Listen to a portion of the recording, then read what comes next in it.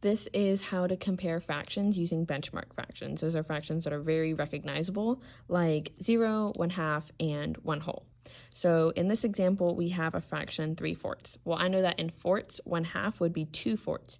3/4 is more than that, so this is going to be greater than 1/2, about there on the number line. Doesn't have to be perfect, it just has to be approximate.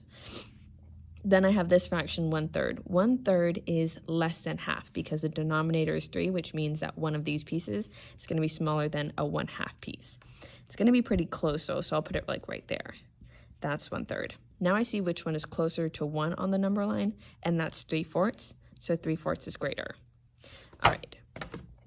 In this example, I have two fractions, and here I have 5/8 and 9/10. These are both greater than 1/2 because 1/2 in eighths would be 4/8, 1/2 in tenths would be 5/10. So here I'm going to look at the distance from my other benchmark fractions. 1/2 in eighths is 4/8. An eighth is not a huge piece, so 5/8 is just a little bit bigger than 1/2. 9/10. So 9/10 I can look at it two ways. One is that it's one piece away from being 10/10, which is 1 whole.